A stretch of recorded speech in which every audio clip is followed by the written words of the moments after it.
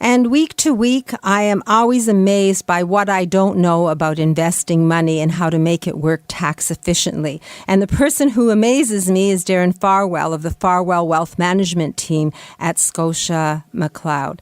And I have Darren here today. Good morning, Darren. Good morning, Marilyn. Last week, you shared 5 steps to get what I would say the best outcome when you're divorcing. And you told us about Kathy, and she sought your advice, and she was divorcing as well.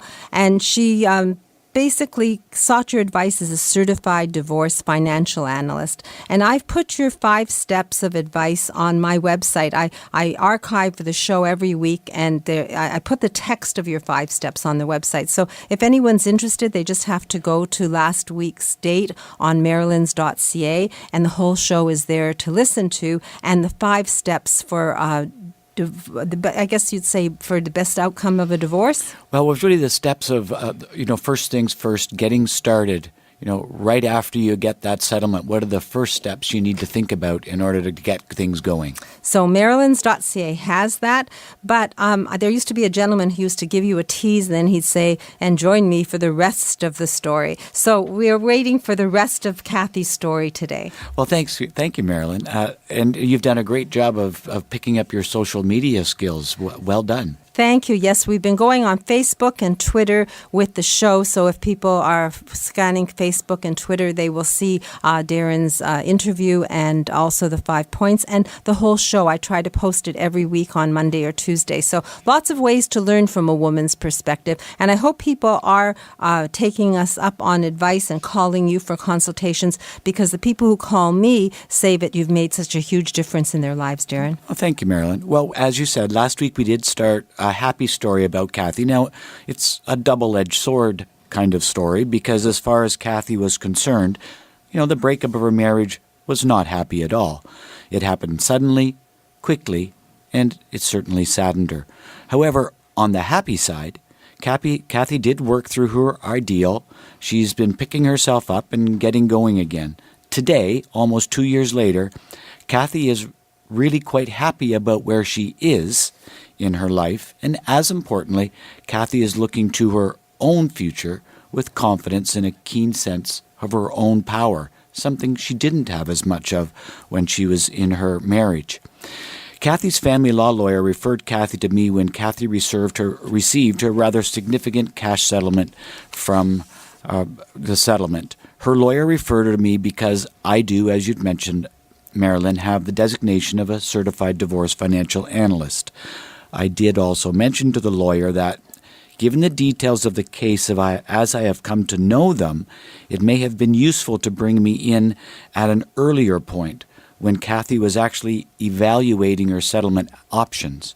One of the strengths of the certified divorce financial analyst is our ability to evaluate the long-term financial pros and cons of various settlement options. One of the most popular being, should you keep the family home or not? Another common decision, which is difficult to make without the proper financial tools, is, should I take X dollars of cash today or receive a portion of a defined benefit payment plan in the future? And we have specialized long-term tax and planning tools to help answer those questions.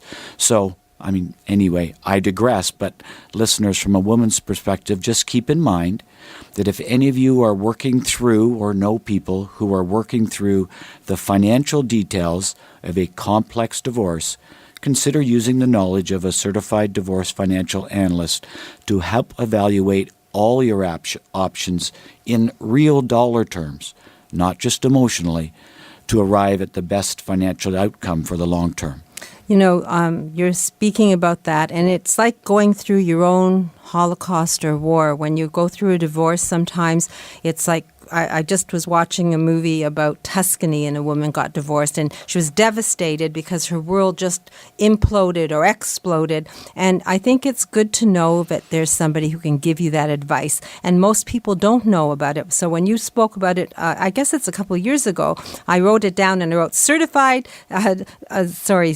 divorce financial analyst. And when people are divorcing, I've always said, did you know such such a designation exists. So for the people who have someone divorcing in their lives, or if you are, there are people who have can look at it dispassionately and give you ammunition so that you know what to do and have a roadmap so that you end up with a positive outcome. And without the emotion involved, I think the part is that you're emotionally, what would be the word, devastated, and having someone who is unemotional who can guide you, I think would be very positive, especially through divorce. You're right. It's a very emotional time, and having that third party who's not as emotionally invested can be important.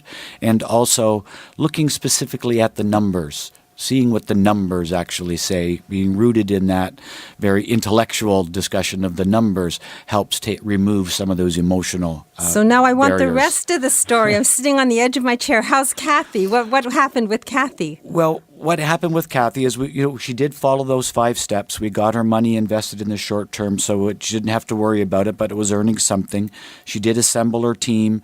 She did double and triple check her beneficiaries and found out, in fact, that one of her locked-in RSPs still had her ex-husband as the beneficiary. She did start the process of her updating her will, which is tied very closely to number 5, which is creating your new long-term plan, her own long-term financial plan, because that's the first part of really creating your own future. And you do that at a time when, understandably, it's hard to have a vision of your future, but just by putting the numbers on the paper starts to give a sense of what the creativity and imagination around what that future could look like. Because very often what I find is that what's even more important than the numbers is establishing a sense of control. And a sense of control is established by putting in place a process. And the process that Kathy has adopted it's a process that exclusively we've worked on for many years. It's called your personal roadmap. And your personal roadmap is a 5-step process of, number 1, defining your personal service agreement. That's how you'd like to communicate with your advisor.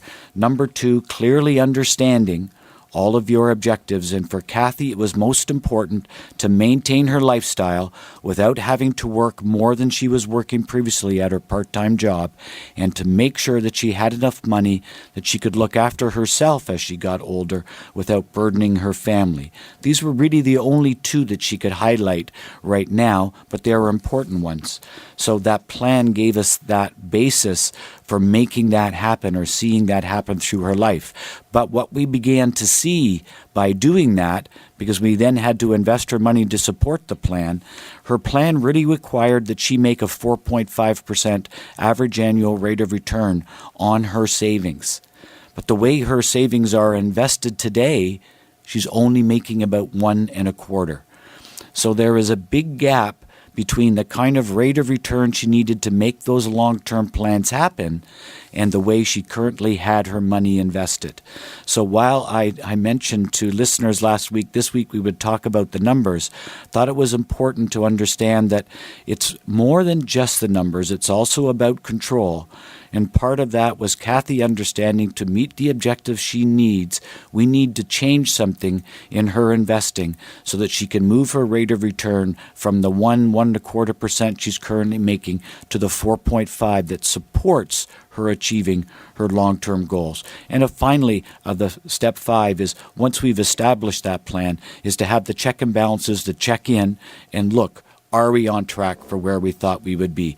So Marilyn, I am in here next week, and so next week I am going to get specifically into how we're going to change that rate of return from the 1.25% to 4.5%. So that's when you say the rest of the story is to come, right? The rest of the story is to come, Marilyn. And basically I found that most people who divorce, it is devastating, but it tends to be a metamorphosis, and you're describing exactly that. Someone who's creeping on the ground as a caterpillar all of a sudden has a catalyst to open their wings and fly. And it sounds like you hold their hand through this, and it sounded like it's possible to go from 1.25% on your money to 4.5% return. So I'm intrigued by the numbers, and I look forward to learning more about Kathy's story next week. I look forward to coming to talk about it, Mary. Now, are you going to work today? I am, yes. So if someone's divorcing or knows someone who's divorcing, this might have put a little itch in your hand to dial that number and to find out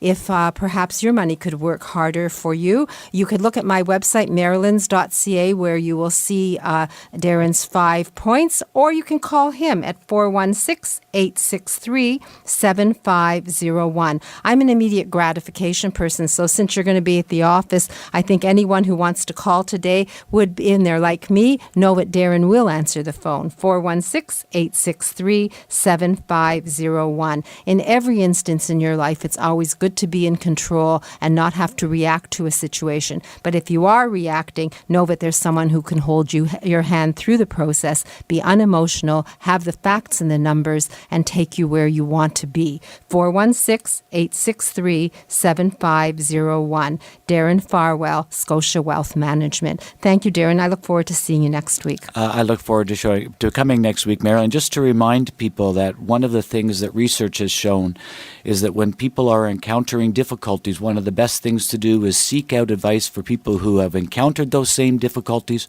and overcome them. And we do have a lot of cases of people doing that, so we can share that information.